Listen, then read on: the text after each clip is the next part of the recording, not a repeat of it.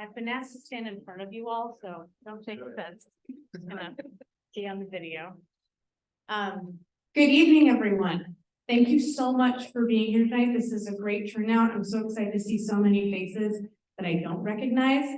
My name is Heidi Barclay. I'm a board member of Vashon Household. I have lived on Vashon since 2019 and been on the board almost just as long as that. So I just want to take a moment just for you to see all of the Vashon Household board members who are here tonight in case you want to talk to them afterwards.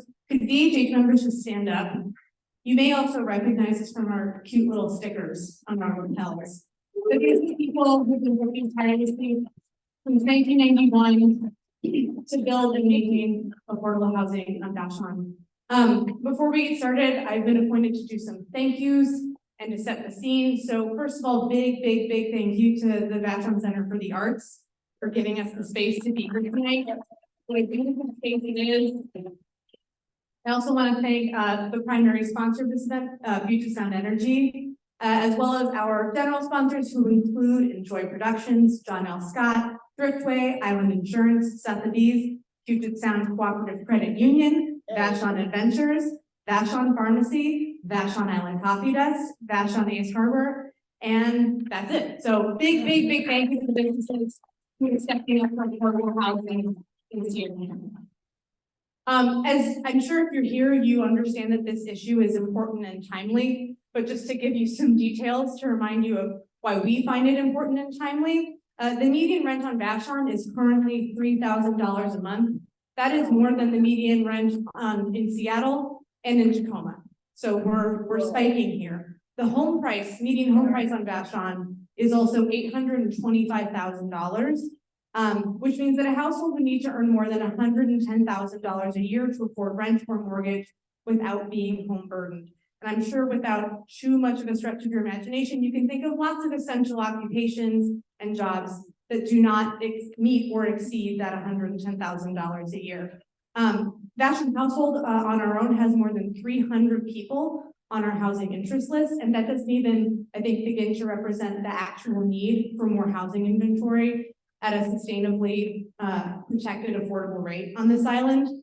So we are trying to build on our past efforts of development and awareness and really galvanize the community around solutions. Tonight is about thinking about what can be done with clear eyes, thanks to the perspective of some really esteemed speakers who you'll hear from tonight.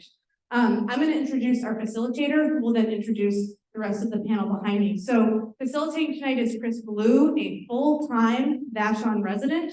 As you probably know, because we're a small community, Chris is a musician and artist on the island. You might know him as the lead singer and songwriter for the President of the United States of America, and or for the 12 years of making music he's done for families as Cats for Baby Pants.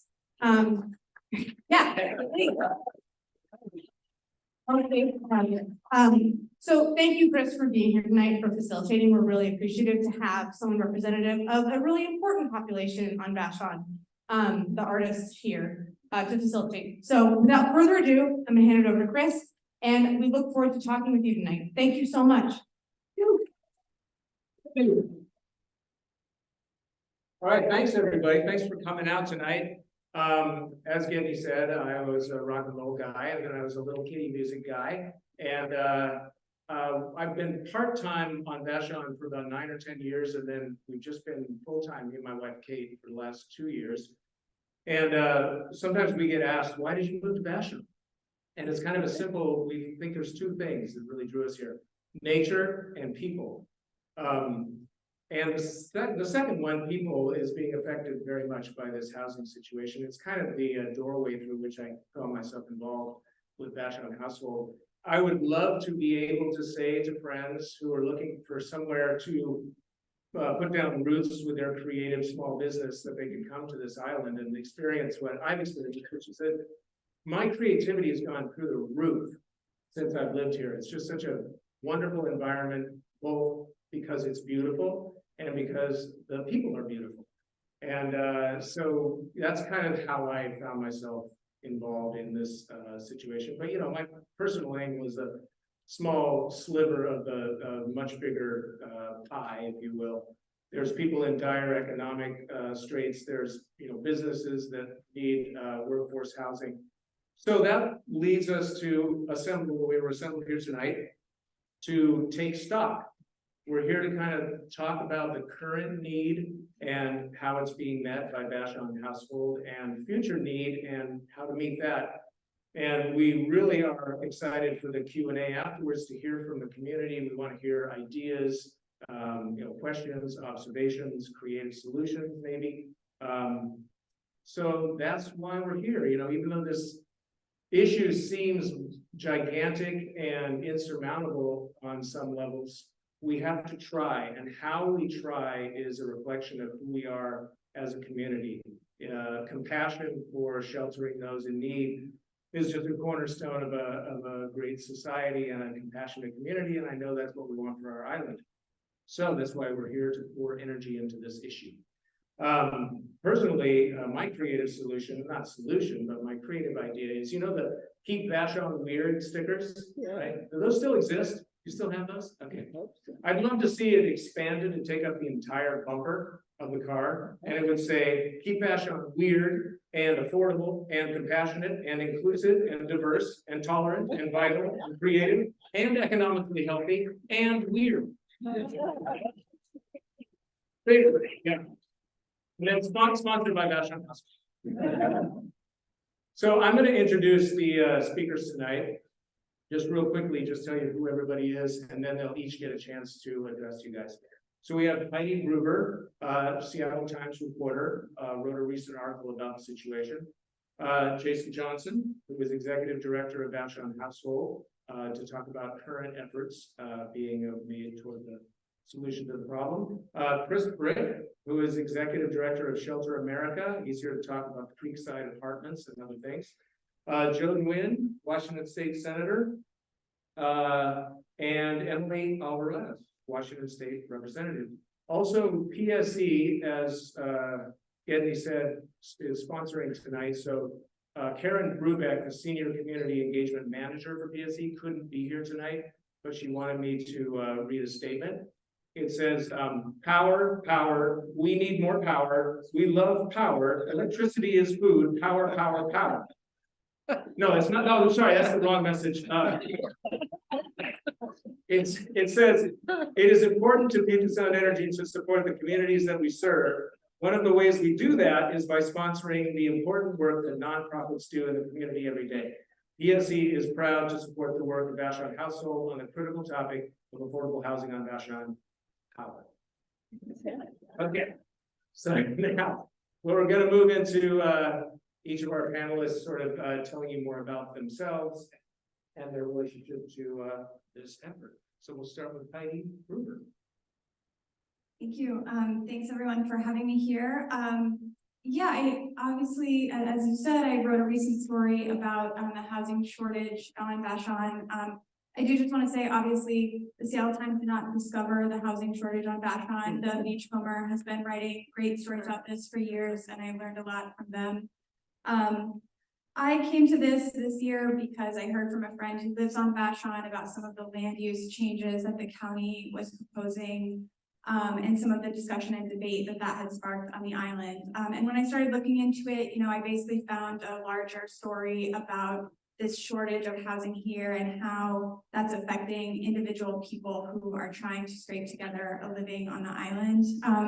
So, obviously our whole region, our whole state is facing this shortage of housing and affordable housing especially, but as you all know, Vashon is so unique because it has this strong identity. People have really strong attachments to living here, and they love the way that it feels rural and yet close to the city, and they don't want to see a huge change in the community. At the same time, a lot of people I spoke to are worried about what happens if their friends and family can't stay, and the way that would change the community too. And so, I just started talking to everyone I could find, business groups and business owners, nonprofits, community advocates, and then people who, themselves were dealing with this issue, trying to find rental housing in particular. One person I spoke to, who I think had a really meaningful story that illustrates kind of the stakes of this. Her name is Leandra. She grew up on Vashon. She wanted to move back here to raise her kids here. She and her partner both found full-time work at Sawbones. They feel really glad and grateful for those jobs. They're both working, like I said, full-time. They have 4 kids. And even with those jobs, they're not able to find housing for themselves. And so instead right now they live in an RV, and there's not room in that RV for all 4 of their kids. 2 of their kids are staying elsewhere with family and friends. And that's a really difficult situation for any parent, as I'm sure a lot of you can imagine. And, you know, she's very optimistic and she's looking at the bright side. She's hopeful she's going to find something soon, but it's not easy to be in this situation and be separated from her kids while she and her partner are both working full time. She looks at that situation and wonders, how can we not make this work? What more can we be doing here to provide? And so I think that really helps me understand, you know, that and a lot of other stories I heard help me understand the stakes of this problem. And I'm sure you all know people in that situation or people who don't know whether they'll be able to stay on the island. And, you know, as was mentioned, it's not just anecdotes. The data really backs this up too. The average home value, nearly $900,000, that's up 36% from before the pandemic. Rents also up 33%. The week that this story was coming out, I searched Zillow for rentals. These are single family home rentals where a family with kids would be able to live. There were just 9 options on the island, and the median price was $3,500. And that's just, as you all know, really difficult for a lot of people to make work. I also heard from a lot of people concerned about short-term rentals and Airbnbs. I know that's a controversial issue, you know, there's concern about the effect on the housing stock. There's also concern about how important those are to the tourism economy on the island. I did just want to mention it's hard to find good data on those rentals. The data that I did find from a site that scrapes Airbnb and VRBO found about 186 rentals on the island. And that was up from a year ago, actually down a little from before COVID, but you know, I think it still illustrates that that's part of the concern. I talked to renters who had to keep moving because their landlord wanted to convert their home into an Airbnb or sell it for someone else to convert. So you kind of have all these factors happening at once. And so against that backdrop, the county was considering these land use changes that I mentioned earlier. So they want to encourage more duplexes and triplexes in some areas of the island, what's called missing middle housing. They want to do that with faster permitting for those types of homes, basically. And then they want to allow somewhat denser housing in town if it includes some affordable housing on site or pays a fee toward affordable housing. The limit on that density, the height limit would still be 35 feet, about 3 stories. I feel like that's important context.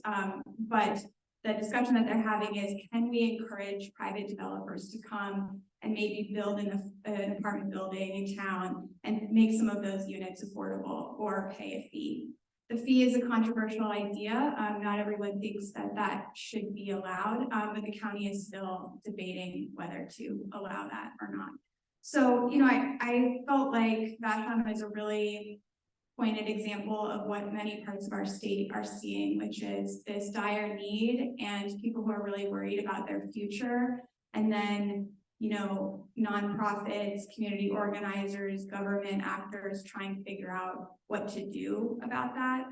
And so I think that's what some other people are going to talk about tonight.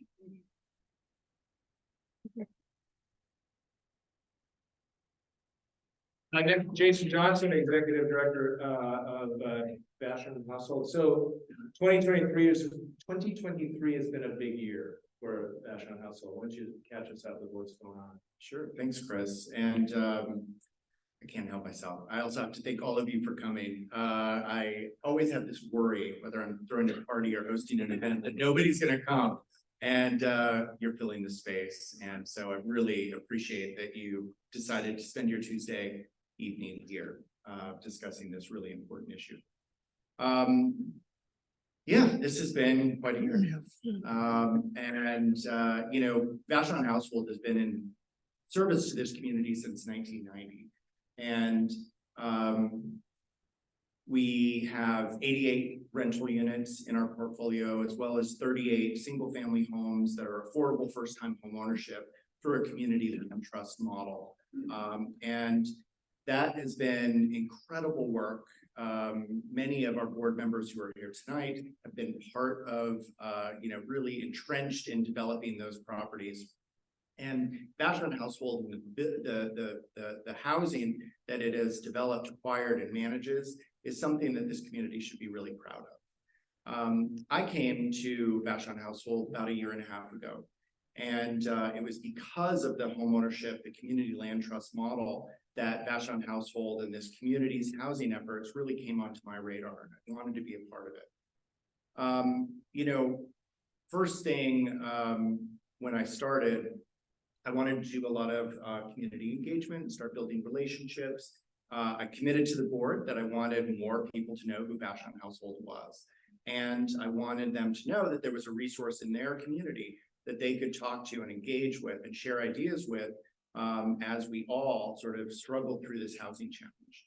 And I also worked with the board to create a really specific strategic work plan and budget for this year so that we could do some new exciting things. And now here in 2023, we're implementing those. Right out the gate in January, we launched a home share program.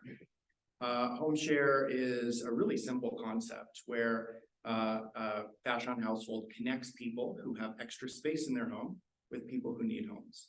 And typically that match is done through an agreement where the renter pays a little bit of rent, but hopefully a low rent, and also does some kind of services. So that could be lawn care, could be housekeeping, it could be helping someone with some grocery shopping and errands.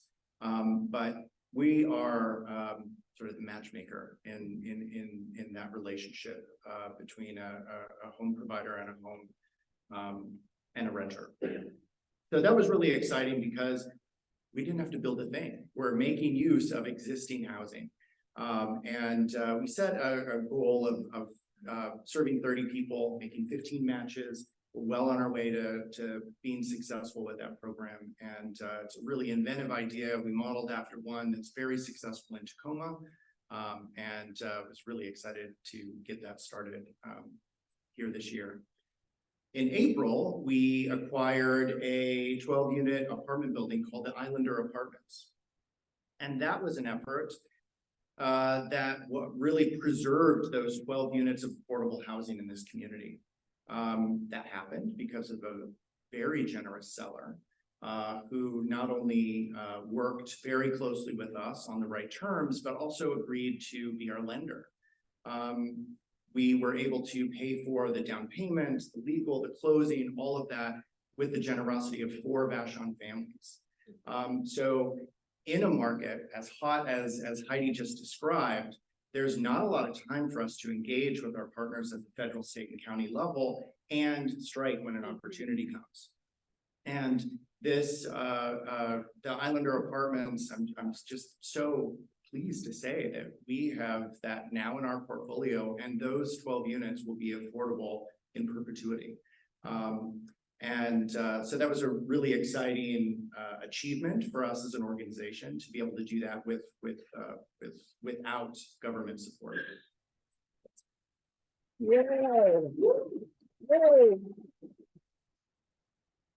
We also, thank you to the state of Washington, received a affordable housing preservation grant that allowed us to do a major rehabilitation at Charter House. So Charter House is a 9-unit building serving seniors and people with long-term disabilities. And it was in bad shape. It was in really bad shape. And now it has a new roof, new crawl space, new insulation. It's being painted this week, which is not the best week for painting, but it's really starting to look great. We're just building new stairs, new walkways, new entryways, adding to security, as well as adding to fire prevention materials at that building. So again, really thankful for the state of Washington. We were the only community in Washington state that got their full ask. So typically when those grant opportunities come out, the state will fund a portion of what's needed. We got our full ask. The need was that great. Our application was that strong. And it was an opportunity for the state to send funding to this beautiful place. So we're really excited that's going on. That construction will continue through the rest of this year. But really, the thing I'm most excited about is probably something you drive by often on 188th and Vashon Highway. That's the Island Center Homes. Started construction this year after a long and pretty difficult permitting, design, and funding process. We're finally under construction. That is going to be 40 units of deeply affordable housing. So this is for folks living at 30% of AMI or less. It's also a project where half of the units are for veterans. And we're also really going to be doing some targeted outreach to house seniors, people who are engaged in the behavioral health system, people who have experienced homelessness, as well as people living with adults living with developmental disabilities. So construction is underway. We're building 5 homes. So this isn't your traditional multifamily, big, sort of 40-unit apartment complex. It's 5 homes. And in each of these 5 homes, there are 8 sleeping units. And in those sleeping units, if you can kind of imagine when you stay in a hotel, you have a bed, you have a sitting area, you have a small kitchenette and a bathroom. That's what each of these spaces will be, with their own door, locked door, so they can have their privacy if that's what they want. But they're also connected to common space. So there's a full kitchen, dining, living room space that they can enjoy, as well as outdoor space that includes community garden and some lovely gazebos, and really are taking full advantage of every inch of that lot on 188th and Vashon Highway. That'll open at the end of next year. And, we're going to be really reaching back out to the community in order to find the 40 folks that need that housing the most. Let's see, I want to pass the mic, but I do want to say that, all of this growth is exciting. It's exactly what this community needs, but it has an organization at capacity. We hired one new person to help us do some coordination of services, as well as manage the home ship program. But we've really maintained the level of staffing before we, built a new project and bought a new apartment building. So we're really sort of at the max. And it's unfortunate because this community needs so much more. In order for us to do more, we're going to have to engage with our government partners in order to continue building. We'll need to engage with all of you to see if there are smart ideas that we can do in the interim. But it's also just really evident that we cannot do this work alone. I'm so excited that Shelter America is also developing a new project here on Vashon, and I'll let Chris talk a little bit more. Yeah, Chris Brick, Executive Director of Shelter America. So tell us about the project that you've been working on here on Vashon. Well, thank you, and it's a privilege being up here with all of you, and this is an exciting time for Shelter America Group. I've been in the affordable housing realm for more than 30 years. I've been with Shelter America Group now for 12, and we're based here on Vashon. I've been on the island since 2021 as a resident. And working elsewhere, rarely did I ever imagine having the opportunity to work here. But we had an opportunity developed back in 2015, and Mike Massey owns a local home court off of Gorsuch Road. Came to us and he said, I've for years now been on the wait list for water shares with Water District 19. And I've bubbled up to the top of the list. And if we can buy these water shares, we could build a lot of affordable housing right here on this site. It's a 7.25 acre site. well, immediately seized that opportunity and helped Mike finance the acquisition of those watersheds. And started moving things forward with, under the opportunity of working here locally and meeting this growing demand for affordable housing here on the island.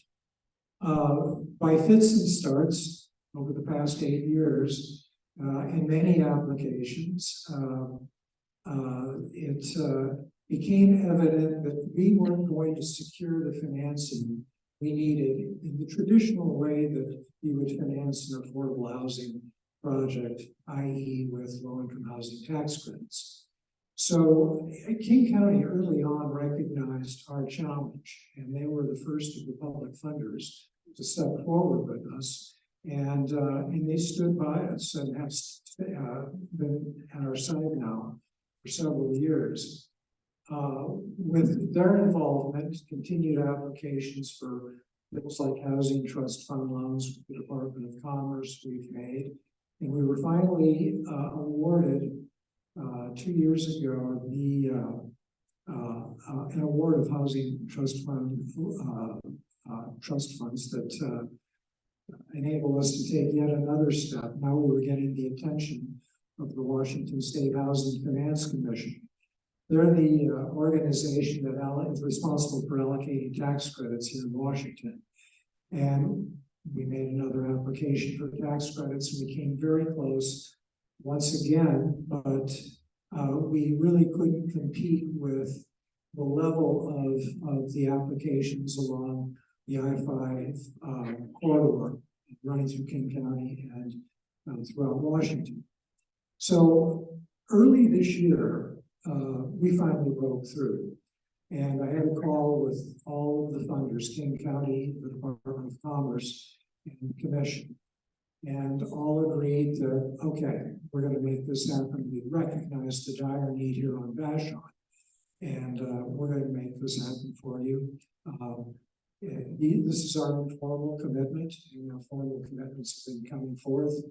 And at this point, we've been spending money like sailors at port and going in for permitting as we speak. So the timeline we're working with at this point would be the permitting process.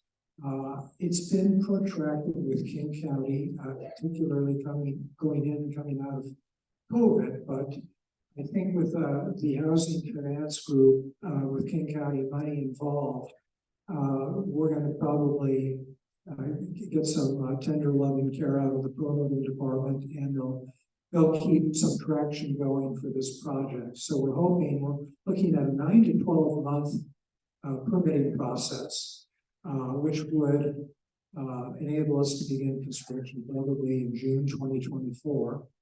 We have a 14-month construction schedule, so call it mid to late summer 2025, and we open the doors. Importantly, along the way, some of the things we've had to address, and it's been it's a lot of pre-development dollars have already been spent on this, but it was important to us. There were 5 households at risk at this mobile home site that we wanted to make sure we did the very best we could, and we hired a third party that specializes in relocation for particularly affordable projects, and working with them and putting the right budget together for those households. I think the calculation for the dollars for each household extended out to 40 months. Hillary, I saw earlier, she's been very involved in that and was, thank you both. You both did a wonderful job for us. Had a great conversation with Jenny Johnson, with Vashon Household Family Services earlier this afternoon, and they'll figure prominently as we move into lease up and placing families at this project going forward. I want to underscore something that I think may have had some miscommunication around it, but the intent of our project and our commitment to it is this is housing for Vashon. This is for our workforce here on the island. This is for seniors here on the island. This is for the population that's very much in need of this housing. And that's why we couldn't be happier to be working with Jenny and her organization as we move this forward. So a lot of work ahead of us, we're fighting like hell to hang on to our budget. These are crazy times to be developing anything with interest rates and distribution issues with materials, and of course we pay a premium here for everything on the island, so we have to factor that in. So the budget reflects all of that, and we'll have to roll up our sleeves and get into some value engineering, I'm sure at some point, to hang on to the dollars that we're committed to at this point to get this done, but we'll get it done. Thank you. Senator Joe Nguyen and Representative Alvarado, thank you guys for being here. So last legislative session, I think you guys focused on housing, affordable housing, and you had some successes. Maybe you want to start with taking a victory lap. Yeah, first of all, thank you so much for having us here. And then Representative Alvarado is literally the expert on housing, so I'm going to speak here a little so she can actually give you informed conversations around what's going on. But it's interesting to see, obviously, Chris, coming here for the nature of the people. It's an honor to be able to serve the folks in Vashon, because you probably didn't come for the live and ferry service. So I know that is an issue. We came here recently to talk about that and wanted to make sure that that's being taken care of as well. I think one of the biggest things that I'll say, agnostic of some of the policies, is that seeing how Vashon is able to organize and come together and really work towards solutions is something that I wish other jurisdictions did as well. We were talking about this a little bit earlier, where I think the reason why you're seeing success in terms of your applications and kind of the progress that's being made in some of these issues is because the people here, not only do they care, they focus on the solutions. That's the last thing that we went to on the island, was around solutions in terms of the transportation issues that we're facing, and this one around housing issues. So this is exactly how we go about addressing these problems, the root causes of it, together as a community, us in partnership with some of the work that you're doing to get to that solution. And the biggest thing that I'll probably say in terms of the policies that we passed is largely on the funding side of the house. So even before last year, the Housing Trust Fund itself is largely what funds affordable housing developments in Washington State. And during the last recession, it was effectively gutted just because of the budgetary constraints that were had. And when we first came in, or when I first came in, I'm the old one now. That's weird. I am now. Yeah, this is the first time I'm the senior member ever. I think usually is with us, so this is kind of funny. So when I came in back in my day, the Housing Trust Fund was not in great shape, and we made sure that there were investments in that space. So at a time when we needed more affordable housing, there was not funding for it. So getting it back to what it was before, and even last year, putting about $400 million towards the Housing Trust Fund so that we can develop some of these properties. That's where the money comes from for some of these properties that we're talking about now. In addition to that, in Vashon specifically, we've done a lot of work in terms of kind of the other aspects of life that might be impacted by folks facing affordability burdens around housing. Is we've done some work around the youth and family services, getting them some new facilities or helping some upgrades to the facilities there, relocating the food bank and getting some more resources associated with that as well. And this is all a continuum. You got to serve the whole person, whether it's food, whether it's housing, whether it's healthcare. We've done a lot of work in that space. That's why it's so important for us to be in this space. So I do money stuff. So we put more money towards it, and now I'll have Alvarado talk about some of the policies we passed. Thank you. Well, thanks so much to Vashon Household for hosting this. Thanks for all of you for coming out. I'm happy to talk policy, but I just want to touch quickly on values, because that's where I come to this issue from a values basis. Outside of the legislature, I have spent most of my career working on affordable housing issues, and it's really because housing is a basic need and it's so foundational. I go home, I feel safe. My kids come home, that's their connection to community. We all need it.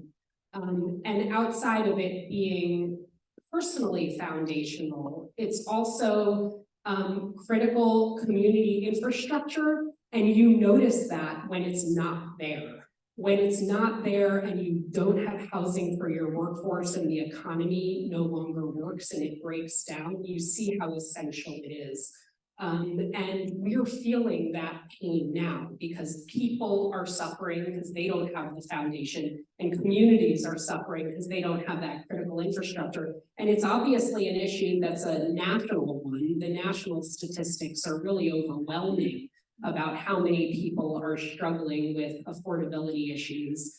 And then at the state level as well. And I representing the 34th district is really incredible on this issue, because you look at the communities that make up the 34th district, from downtown Seattle and Pioneer Square, you have neighborhoods in the Duwamish, South Park in Georgetown, you have West Seattle, you have an island like Vashon, you have unincorporated parts of King County with White Center and North Highline and Burien, and every one of those communities is feeling the pain of our affordable housing crisis. And overall, everyone needs the same solutions, even if there is some tailoring to local context. But at the legislature, we've taken an approach to look at that affordability challenge with three main strategies.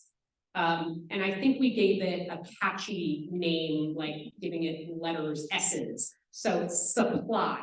We need more housing overall. In this state, I think we're short over 1 million. We need 1 million more homes in Washington state to meet the population over the next decade or so. You add next 2 decades, maybe the number is. So we need more homes. We just have more people than we have housing, and our population continues to grow. We get supply by making sure that the market's able to deliver housing, that permitting is more efficient, that zoning is available for us to create more homes. The second strategy is really about subsidy, making sure that we're making the public investments to create affordable housing that won't be provided by the market for really low income folks, for folks exiting homelessness, for people on Social Security, for anyone working a minimum wage job won't be able to afford market rate housing. And then the third strategy we look at is around stabilization. So for people who are renters, folks are seeing a 20 or 30% rent increase year over year, and that's not sustainable. People can't keep their homes because of that. So under those strategies, we did make some progress in the legislature in the last session. We were able to add to supply by passing some zoning reform statewide. House Bill 1110, known as Missing Middle, helps to create more duplexes, triplexes, fourplexes in more single family zones across the state. Interestingly, it doesn't apply to Vashon because it's focused on directing cities to open up zoning capacity, which is why in the case of Vashon, working with the county to incorporate more opportunities for zoning within the comprehensive planning process is important. We took tremendous action, as Senator Nguyen mentioned, on making $400 million of investment in the Housing Trust Fund. I believe that is great. It's a first step. It's not nearly enough. I just talked to our Department of Commerce. They got applications statewide from folks who are interested in building affordable housing. They're ready to go. They received applications for 6,000 new units totaling over $2 billion. So they've already, the 400 million is gone. We need more resource if we're going to solve this problem, and we need that resource to be predictable and to be dedicated. And then last session, we made less progress on stabilizing renters, and it is something that we need to continue to look at as a state and see whether there are rent increases that are out of bounds or that no longer work, so that we can give some predictability and stability to renters the way we give predictability and stability to homeowners through a 30-year fixed mortgage. So those are a couple of thoughts. I look forward to a greater conversation. I would say one thing on Vashon. I think there's so much opportunity to do more and to create more affordable homes.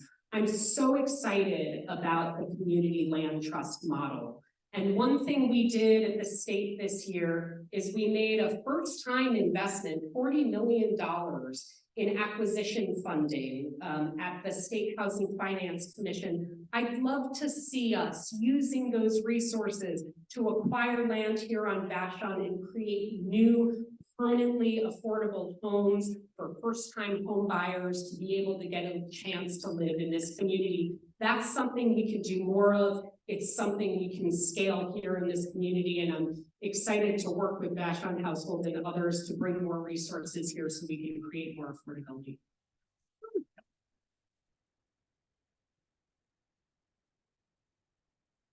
All right. Great, a lot of stuff to chew on, and now we would love to hear from you guys. We're gonna do a Q&A. I just want to do a couple of little ground rules. There's going to be 2 volunteers circulating with wireless mics, which they'll hand you. Make sure you talk right into the mic, and indicate, if you can, indicate which panelists you want to take your question. If you don't know, then that's fine. Somebody will grab it. And we really are looking for ideas, observations, questions, and, you know, creative solutions. Maybe the next big idea is in this room, and we haven't tapped it yet, so no pressure though. And Jason, didn't you say there was a question already from a donor? There is, yeah. I Oh, wrote it right here? So who is this person? Her name is Shannon Flora, and longtime Vashon resident, and someone who really wanted to be here but couldn't, and so sent is it 2 questions? It looks like 2 questions. Yes. Maybe we'll start with that and get the ball rolling. Perfect. Okay. So Shannon asks, let's see, I have been referring many people to the shared housing program. Some seem to think that the wait list for that is closed because VHH, Vashon Household, has a closed list for Section 8. People need to know they are not the same thing. Could you maybe address that, Jason? Yep. Yeah, so a good and timely question. So one, no, anyone can reach out to Vashon Household for home share. We are actively pursuing both people who have extra space in their homes and want to share their homes, as well as people who are looking for a place to live. We're using those applications to make these important matches, and all in order to make sure that people can stay housed. So it could be that someone has more home that they can manage. They're now living on their own. They need a little bit of help. Match them with someone who needs a roof overhead, who has some skills and a little bit of income. And we think that both parties can be really successful. So no closed wait list on home share. We can absolutely take those applications. The reason I say that question is timely is Vashon Household has had a closed wait list for many years. We closed our wait list because of the huge numbers of people that were on that wait list in 2019. Then sort of the world fell apart, and we continued to work through that wait list, but made the decision not to bring any more names onto that list. But we are going to be opening our wait list very soon. And so there's going to be a lot of information and a lot of community engagement about exactly what that looks like.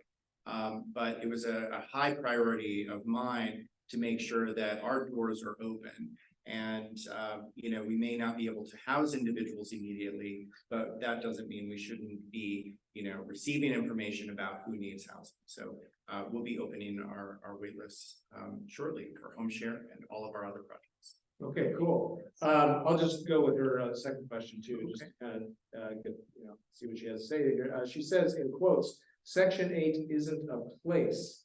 Any landlord can accept the funding, but they need to give potential renters time to work out the details and pass a pretty easy inspection. The money always comes on time, no late rent checks. What is that referring to? think that's advocacy for landlords, to rent to people with Section 8 vouchers. She is absolutely true. It becomes a sort of guaranteed, stable rental income for someone who rents to a person with the Section 8 voucher. And there are hoops to go through upfront and at times even during, but it really does create a sense of stability for the individual that you're housing, as well as stability for you as the person who's receiving rent. So it's a good match. Just a reminder that here in Washington State, we have a source of income discrimination law, which says that landlords are not allowed to discriminate against people for the use of any form of income, including a Section 8 voucher. So all landlords must accept Section 8 vouchers, so long as that voucher pays for what actually is the market rate rent. And that's when we come to the challenge of, if the rent is too high, we need tools to create more homes so that we can bring rent down, and more affordable homes where we know that the rents are capped. Cool. All right, is there anyone out in the audience that has a question? I see a hand go up over here. I think what we'll do is pass the mic.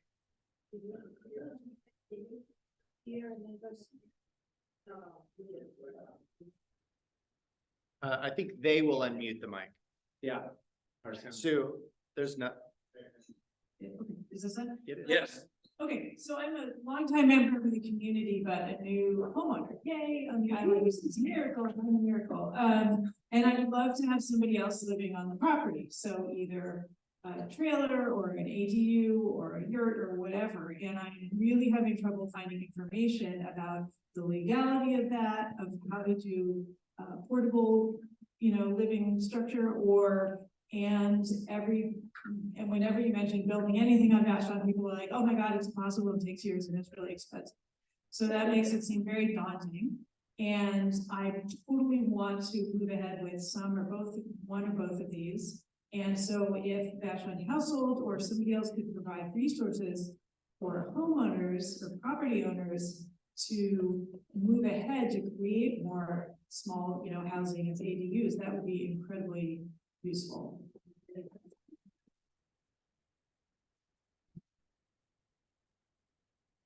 Yeah, I don't have, I couldn't agree more. And I would love to be in a position to do that.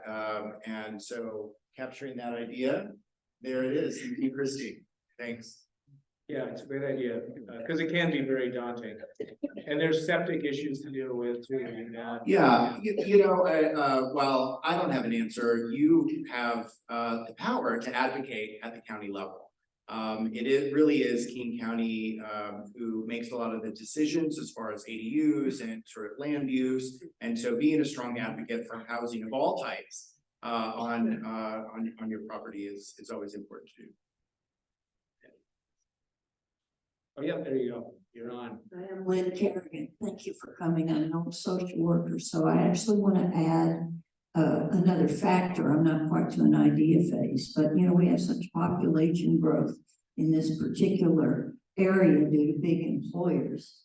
And we also have a limited amount of resources in some sense. I don't mean money, I'm meaning water. And so I don't know much about the water shares and the limited aquifer availability that we have. And I'm just wondering how you're building that into your idea for, obviously we need more housing, but how much can we support and how are you factoring that in?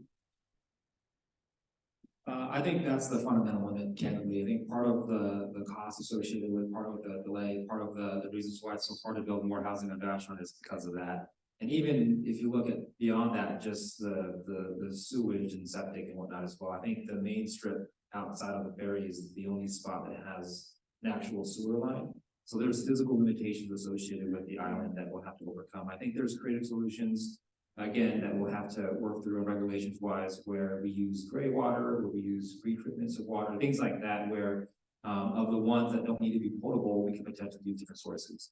So that is fundamentally part of it. I think Vashon has like 4 water districts around the island.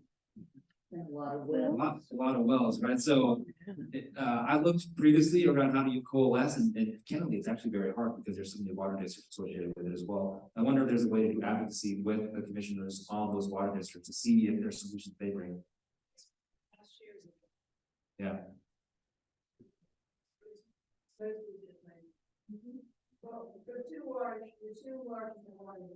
available ones. Okay. I would just, one other thing to add on that, Wayne, is that, we were chatting earlier, and part of the water constraints makes it particularly challenging to build more dense apartment buildings, which is to some sense how you get to scale on solving our affordability challenges. The other challenge is that low density affordable housing is really hard to finance. We actually haven't had the tools before to help empower communities to be able to build that type of housing. But I think we are seeing some changes on that front, especially more of a focus at the state level to establish resources for lower density homeownership options, permanently affordable homeownership options that I do think can be scaled. It's worth noting that last session we passed a pretty significant piece of legislation called and I just blanked on the name, the Covenant Homeownership Account. And that is a new resource used for first-time down payment assistance. And it's intended to specifically address some of the harms of the past of racially restrictive covenants, which are identified on more than 40,000, 50,000 properties in Washington state, and shows how governments and banks were implicated in a system of racial discrimination in housing. And this is an attempt to move us past that by creating new first-time homeownership opportunities for people with new resources. But I'd love to continue to think about how we can be creative about pairing some new down payment assistance with creating new homeownership options on Vashon and really unlocking some new affordability in a low rise, lower scale model. Great. Oh, way back there. There we go. Does it work? Yes, it works. Okay. Subsidization of housing is such an important part of it, and it's very difficult in an unincorporated area. So I had thought that we could have a special purpose district formed on Vashon. There is the ability to do that through the county. The legislation is a little bit murky how it's formed, but if we did that, we could pass a bond for affordable housing on Vashon. We've had 2 recent bonds pass, and Vashon has the unique combination of wealth and progressive politics. So I do think that in this case, people would be in support of such a bond. Interesting. Yeah. Yeah, I'm kind of curious to see what that would look like as well. So the one thing with Vashon is that it's probably pointing at me. No. Sue. Oh, sorry. You're kind of property tax capped on Vashon. You're already at your limit in terms of what the statutory limits are allowed. So we would have to look at a different funding model besides property taxes if that were to be the case, which means that they'll have to get pretty creative. Yeah, over here. Hi, let's see, couple things. One is I'm a local realtor on the island, live on the island, work on. I also teach the Washington State Housing Finance Commission first-time home buyer classes, which are great. And one of the resources I think that been not talked about enough is the opportunity of co-buying. And people don't know really, it's just in terms of if you're gonna start promoting the house share, which is brilliant, and it's great. I did a great interview with OSHA and promoting that with people. Brilliant alternative answer. Co-buyer was just working with a woman yesterday, and she pre-approved for 400,000. Wants to stay on the island, cannot stay on the island for 400,000. But you find a partner that's pre-approved at 400,000, and now they have a great house and they're building equity. And they can do it, and people don't think about it, so promoting things, thinking about things that would be an additional resource, and then at a state level, I don't know what we can do about tiny houses, which was essentially the question. Yeah. Because those laws and policies and whatever you want, if they're even laws or policies, could not be more gray or less useful. And I just don't think they could be less useful. And this is low density, and there's a ton of homeowners that would put a tiny house, 2, 3, if they knew that they could, but it's every 90 days, those things have to move, and it's just not viable. It just doesn't work. And then the third thing, and I think this is at a state level, is part of the national decrease. I mean, there's a, housing inventory has fallen off precipitously, is my favorite word. Since interest rates have doubled, because who's moving to a 3% financed house to a 7.5% financed house? There's nobody. But if those people could move their mortgages with them, and the banks didn't have to take the windfall, but there's got to be some legislative solution involved in putting the bank pressure on the bank that those mortgages don't have to disappear with the house, but they travel with the homeowner. That would free people to move. Now, I don't know how much relief that would provide for Vashon particularly, but couldn't hurt. Right. Who wants to field that? Yeah, it's a great idea. Yeah, it crossed my mind as we're sitting up here too, like people getting together I can imagine a future where even 2, 3, 4 entities get together to buy a huge house on the island that otherwise would have one occupant and run things that way. Is there any crossing of interest in an operation like that in Vashon household, or is that a separate kind of? No, I think it's a great idea. We've been thinking about home share as a rental opportunity for individuals, but this idea of co-buying is really interesting. Our staff person, Osha Christensen, who oversees home share, has a background in real estate, and so I think we should just really explore this and see what we could flesh out. Cool, great idea. We're looking right. There we go. Man in the lime green cat. How's it going, everyone? My name is Nguyen Medina. I actually just moved to Vashon this year. Welcome. So I've been jumping around quite a bit. I live in Virginia, DC area, expensive area. I lived in Florida, expensive as well. I lived in St. Louis, Missouri, that's where I was at before, and then here. And living in these types of areas, I've noticed that a lot of the housing is second home Yes. or more. Is there something that's being done at this legislation level to try and curb that or control that that will impact the market?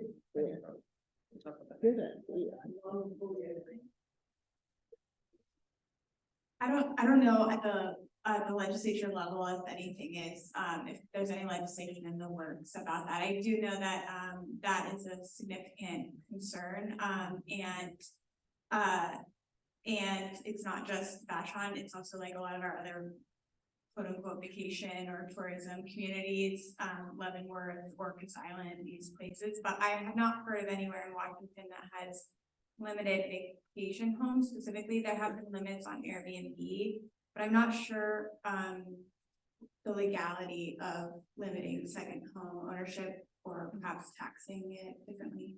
Or is it possible that, people who only come here for Labor Day or, a few weekends in July, those people might be interesting to tap for share. I mean, there are a few things to follow up on that. One, where people have a second home and then use it as a rental. That's still adding housing options in our communities, so long as those rentals are operated in a way that's reasonable and following the law. And we have a whole lot of renters that are looking for opportunities too. Where people own other homes and then they sit vacant, We have seen, and we see this in multifamily buildings as well, where condos are purchased and really just sit vacant in the building. And we have seen some communities take approaches to try to tax vacant units as a way to really not generate the revenue, but to incentivize those owners to rent them out or sell them. I know that Vancouver and BC had a vacancy law that really did start to see some behavioral changes over the years when they put that in place. It's a good idea, something definitely worth looking at, whether it makes sense in Washington. I haven't considered it, but I appreciate you raising that issue. We're looking over here. I'd just like to follow up on that discussion around, homes owned by people who don't reside here full time. And I think there's a very big difference between long-term rental property and Airbnb. Yes. And I think one of the strategies that is really critical for us is looking at ways to limit Airbnbs, because particularly if they're owned by people whose primary residence isn't on Vashon Island. There are communities who have eliminated the option for people who come in just to buy properties and turn them into Airbnb. And I think, I don't know how much of that is on Vashon, but it's very important to pay attention to the fact that you're really offering a business opportunity for someone to make money here, but you're taking away a unit of housing that could be available for people to rent. So I'd love to look into that, and also capping the amount, something that happens lots of places. And it would be interesting for the state at least to set some parameters around that. I mean, Vashon isn't the only place in Washington state where Airbnbs are a big issue. True. Yeah.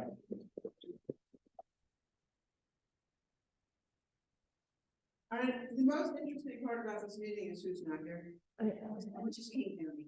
King County controls us more than the state. And I appreciate the state is here. You're one of the things that. King County is messing up our permitting process. It makes it difficult. And when I built my house in 1998, we paid by square footage. So there wasn't an incentive to take it for years. This was square footage. Very simple. You went in, you got your permit, you paid, and then you wait. But you didn't wait years. The other part is that King County has control of it would be great if we had 186 house rentals. I didn't know that number. Thanks very much, Heidi. That became rentals instead of short-term rentals. And in Chicago and New York, in order to have a short-term rental, you have to live on the property. And I know that so that would be for the Airbnbs. I mean, not the Airbnbs, but if some people need the extra income. I don't want to take income away from people, but if I live on the property and I'm renting out an ADU, and King County won't let us do ADUs. I mean, King County is hurting us more than anybody else, and I'm very disappointed that they're not here.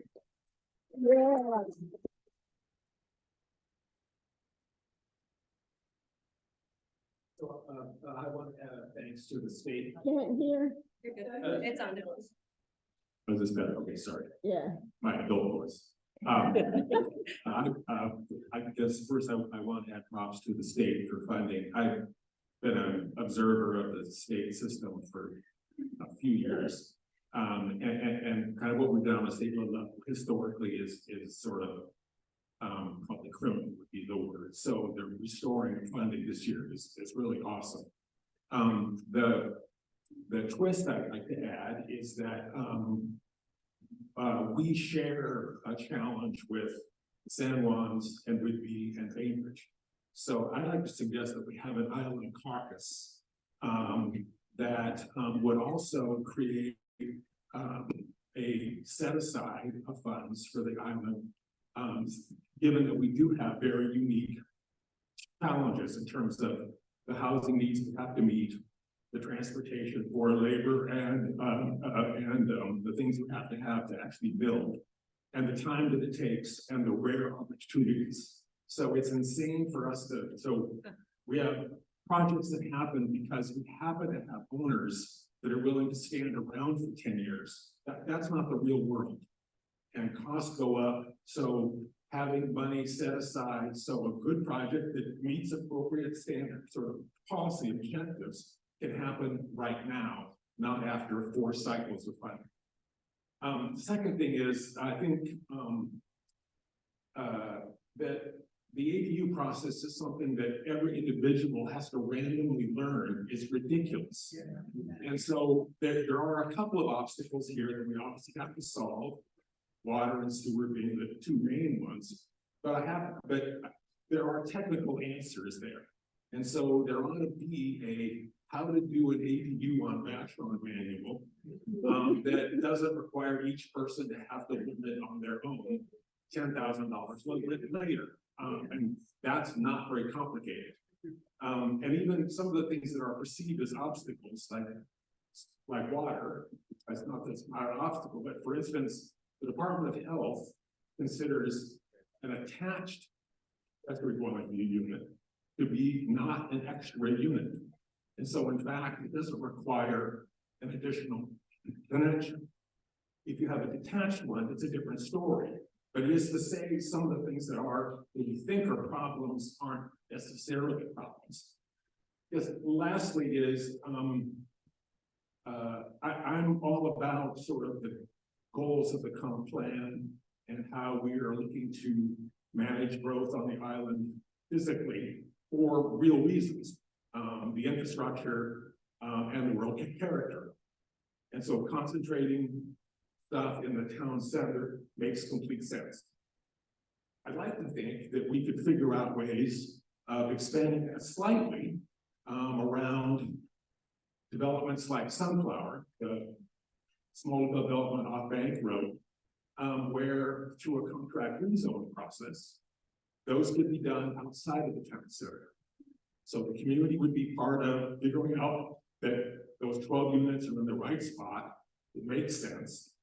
And in return for having those units be in a land trust and limited equity, that project can go forward even though it's, agricultural R600, whatever you have, right? So there's a way to limit the expansion, but have it be targeted and community driven.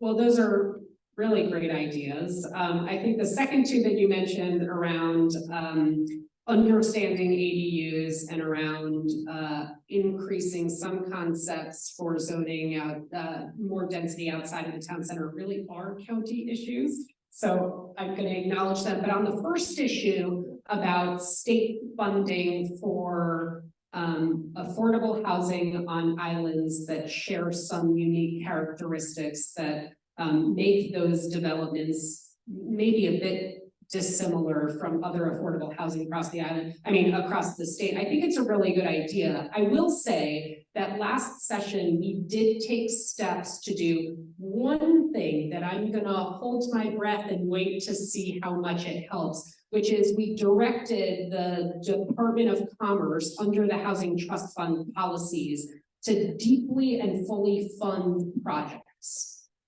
That's something they've never done before. As you heard Jason mention earlier, projects generally get a little money here, a little money there, and the Department of Commerce spreads the resource like peanut butter to help accommodate a lot of communities, but not actually get projects finished. And the legislature pushed on them to say finishing projects is a priority. So I hope that even that change can bring more deep funding to rural projects that quite frankly need more funding from the state to get accomplished. And I hope that we can keep being a generous funder to bring more projects to this community and others. I will just note there is an election right now, especially with the kind of level. So feel free to invite folks over to have these conversations as well. Or, Yeah. way up in the back there. Oh, hi, Carrie Decker. Just two interesting models to throw out there. One on ADUs. Many jurisdictions in the West have set up pre-approved plans that include, many different models of many different sizes that are already pre-approved. And then couple that with like an ADU night once a month where you come in, now of course the side issues, there's still the side issues with septic and water, but you come in with your pre-approved plan and, easy peasy, they have some of the signs are just ADUs. And I'm just wondering, one, I mean, I know the county is not here, so, but I don't understand why, one would have that. But also, is there something the state can do to incentivize jurisdictions to allow for pre-approved plans and, dedicated staff, et cetera, like so many other jurisdictions in the West do. So that's just one idea, and I think there's probably something the state could do with carrots there, maybe. The second is, and putting that aside, septic, yes, but then water, with septic, there's so many properties that are rural that I think, septic probably is not going to be as big of an issue here. But the second is on vacation rentals. An interesting model to look at is what South Lake Tahoe did, which is what they did is they said, if you, landlord, will turn your vacation Airbnb or what have you into a full-time rental, we will subsidize you to make it more attractive to you. So if you're getting $4,000 a month as an Airbnb, but only, $1,500 or $2,000 or $2,500, if you, agree to do this for X number of years and lock it in, then we will help make that subsidy. And obviously it's a funding, but we're Vashon and, could we do something more like that? So I just would say, take a look at what South. Yeah.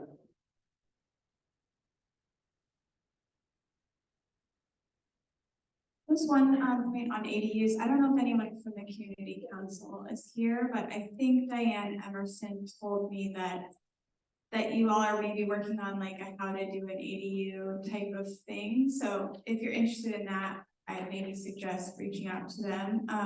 Also, the legislature did pass a bill encouraging ADUs by saying that basically cities and counties can't put certain limits on ADUs. Like you can't require that the person lives on the property. You have to allow at least 2 of them on the property. So not exactly what you're talking about with the prefab plans that I know some cities have done, but they did do that. So that bill could be something to look at. I didn't write down the number, but you'll find it if you search for bills from this past session about ADUs.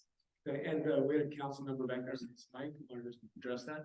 Yes, the community council is looking into ADUs. We're starting with the frequently asked questions about ADUs, and I really love the idea of a guidebook to ADUs. And I will, we're looking at the low-hanging fruit of ADUs on Vashon will be ADUs on the sewer district, no worries about septic, and with Water District 19 water, because Water District 19 has already said that if someone wants to build an ADU, they will not require the watershed. So that's the low-hanging fruit for ADUs. Yeah. And we have the co-chairs of the Affordable Housing Committee of the Community Council here this evening, if either one of them would like to speak. Great. I'm one of those. Art, and so I think it was. Oh, did you have one? Thank you. So I think it was 1167 was the bill for ADUs that allowed cities and counties to relax certain restrictions. However, it was only within the urban growth area, and it was not in rural areas. And I wonder what the reason was for that. I think that if I remember, I think that it was part of the House bills, but when it got to the Senate decided that they didn't want that part. So, but if we could, if you could explain why, and can it be revisited in this next term? Would you revisit that and see how ADUs could benefit in rural areas, not just Vashon, but throughout the state where we have housing problems as well.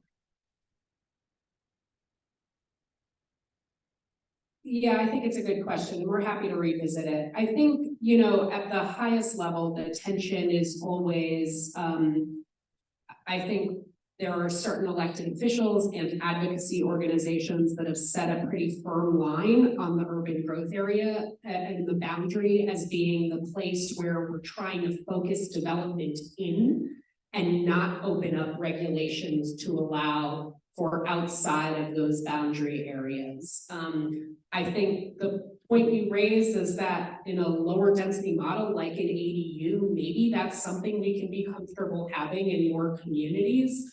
But it has been more of a hard line because I think there's concern that at the legislature, when we open up the door on the boundary area, then folks who don't care about concentrating growth start using that as the, I hate to say slippery slope, but slippery slope to allowing more and more dense development.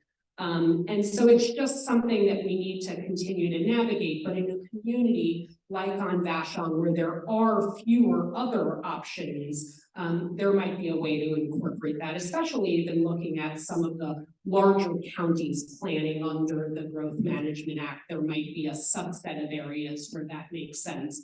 But I think the other side of all of this is making sure that in communities inside the urban growth boundary that we are planning for as dense housing as possible, because we need the overall numbers at the macroeconomic level to go up too across the state to try to relieve some pressure on our housing challenges. Yeah, right here. Okay, hi. I just want to say I felt very well represented by our state legislature. And by others in the state and many in the audience too. So my question is also a suggestion, and it has to do with the Vashon is weird. We are a very unique community in every way, and changes in this community, any change that is made, I think we can all see that a small change is a really big change in a community like Vashon. And so my question, that is also a suggestion, is leading to the idea that maybe the state or some other entity could fund analysis of specifically what we need on Vashon. Who are the people we're trying to serve? I think people like Hillary and Jason probably have a pretty good grasp of that anecdotally. Maybe and that would be more likely to be the people at lower income levels. But what about first-time home buyers? What about some of these innovative ideas about loans and carrying mortgages forward? It would be wonderful if we had a real grasp. We're kind of feeling around in the dark about our precise need, we think. So thank you. I have the mic. Yes, where are you? Hillary has already covered it. Why isn't King County Housing present? I'm sure they were allowed. The second item is regarding downtown development. There's experience on my part with Boston and Roxbury, as well as New Orleans after Hurricane Katrina. All of the housing units that were available to the people before Hurricane Katrina, those same individuals were not allowed back in after the housing development was built. So they had to find someplace else or go someplace else. Now, that's kind of difficult when you're already in low-income housing. What else was there? Diverse income included 2 to 6 units in a 6-story building. Right, so maybe 1/10 of the building was used for low income. That should not happen here. And that's what the developers would probably do. Second or third is if downtown is to be developed, only VHS and affordable housing should be in control or in charge of that. That an outside developer should not be in charge of what goes in.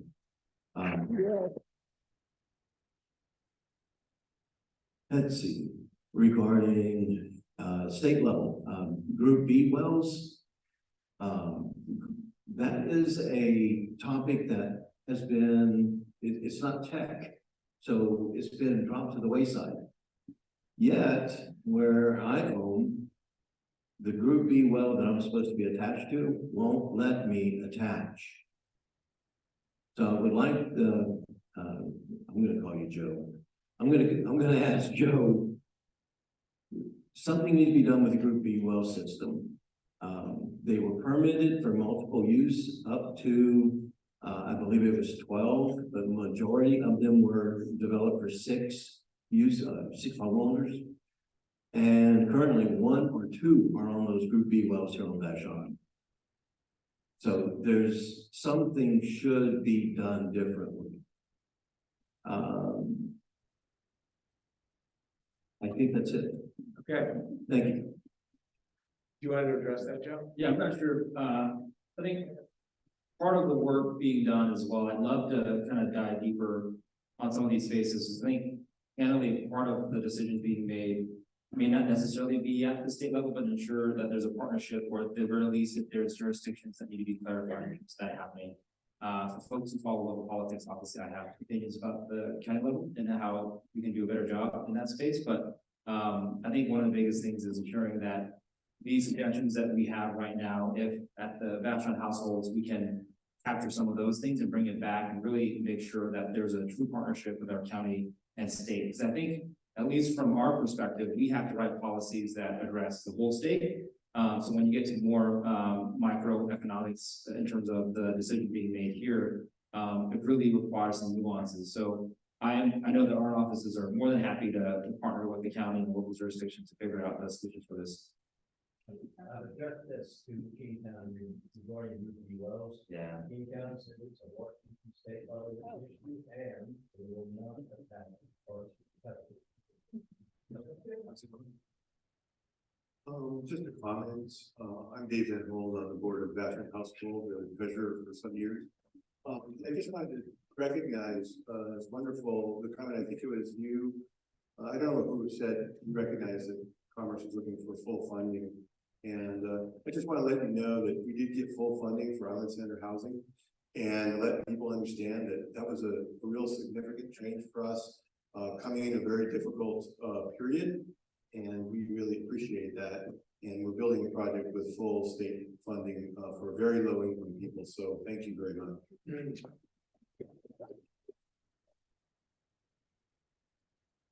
Yeah. Thank you. There's so much I could say. Thank you for the housing that you're working on now. And I just want to say that that takes time, what you're doing. And we need it sooner than how it's happening. And so I think the smaller accessory dwellings that people could do on their own land, it just seems like there's got to be a way that we can come together as a community to encourage or ask the state level to allow the permitting to happen quicker so that these things can be built and people can move in from.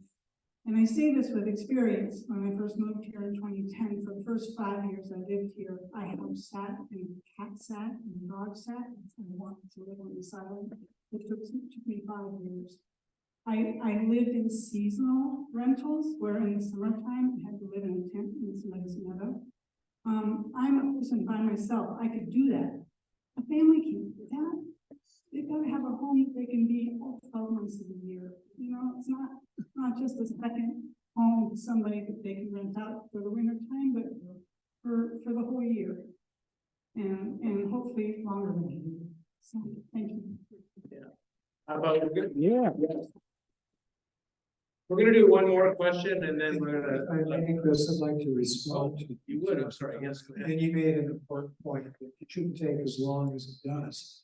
Chuck Weinstock made an important point. I think that, you know, for island communities, they need to have a special set aside that would enable us to move forward more quickly. It took, for Creekside Village on Vashon, we've been at this for 8 years. We made multiple applications. We were breaking our pick on every one of them. So a special set aside for island communities, to me, resonates. It's something that, this project could have been built 4 or 5 years ago. It would have been built for a lot less dollars than where we are today, given interest rates and other market dynamics. So I encourage movement, certainly in those directions. And just add one other piece, although permitting is typically more in the realm of local control, the state legislature did take some steps last session to introduce several bills to try to encourage or push local governments to issue permits faster, because we do know that speed is money and time is money, and we need housing sooner rather than later.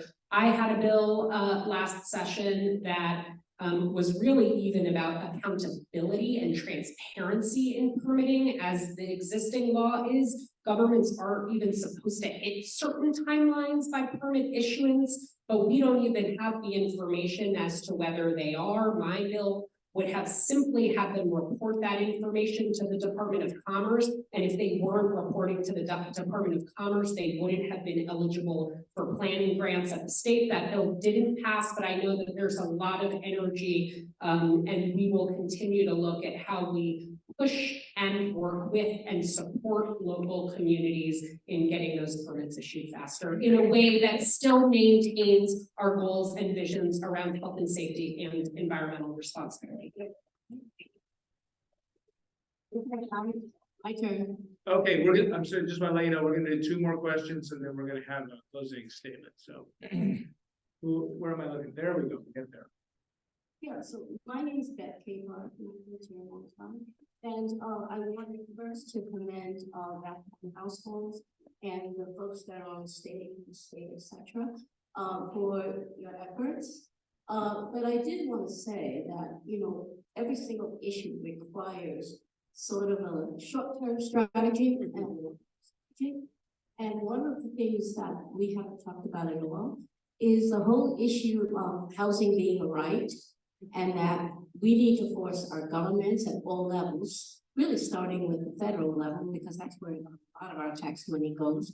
And that's where we're fighting wars all over the world, using our money, our tax money, instead of using it for the rights of folks in housing, education, in medical, etc. So I just want to remind us that all of these issues are really sort of stopgaps to what we really need, and that is ensuring that we all have housing. Everyone has housing, and we don't have to do it piecemeal, because we have social housing that provides and guarantees housing for everyone, which is the case in lots of other industrialized countries.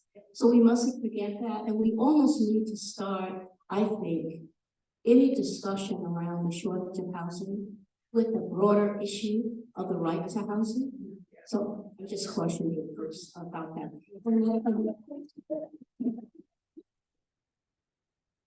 And the last thing I do want to say, especially to our state representatives, Emily and Joe, is that one of the problems in the state with the bridge for making available funding, $400 million is not very much money when you look at the need. And yet, we really do not, we have a regressive taxation in this state. We don't have a state income tax. We do not tax the corporations properly and the wealthy. So we need to always put these things in a framework. Otherwise, those listening in think that we're blinded by short-term strategy. So thank you.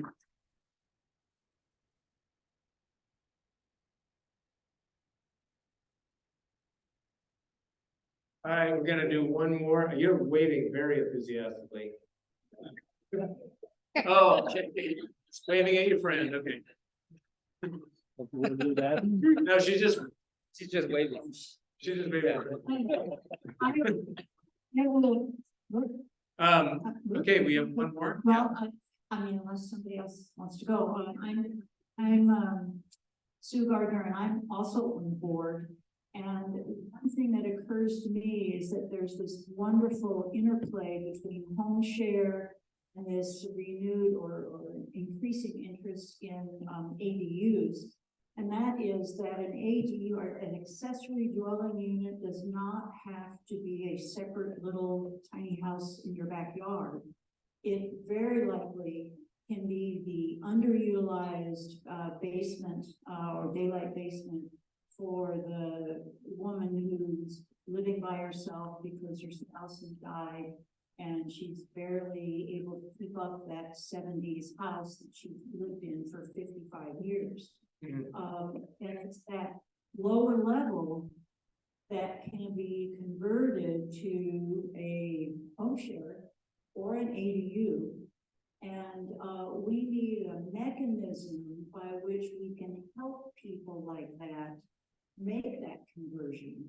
Because it's very low cost by comparison to building an ADU. And I think we need to keep that as one of the options that we look at.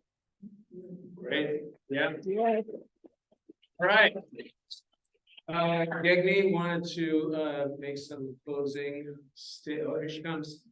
Here she comes. I'll speak slowly. Gegni wanted to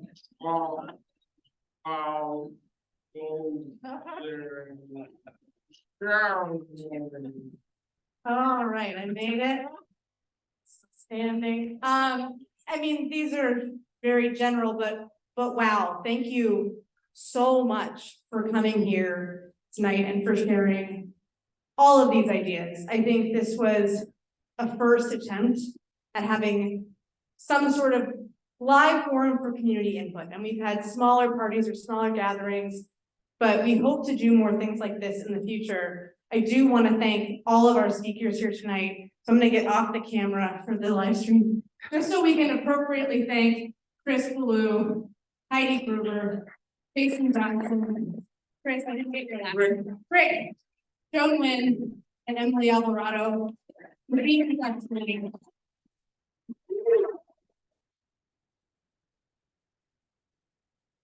I will admit there are nights on Vashon Council board meetings where I have felt very alone in this cause. Like there are just the 15 of us slaving away, talking endlessly, and I feel so energized tonight to know how many of you are with us, how many of you are ready to help, and have so many ideas. You know, we're all dedicated, but the more people contribute ideas, the stronger we are as a community and the more likely we are to solve this problem sooner. So please, if you want to stick around, board members will be floating, depending on which ferry they're on. I think some of our guests will be floating as well.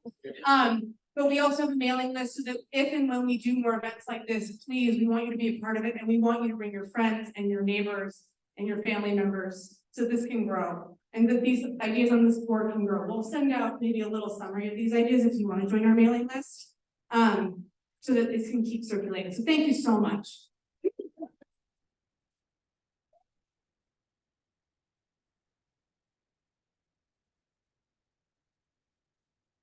Thank you so much. Well done. Thanks. Yeah. I can See you. What kind of thing?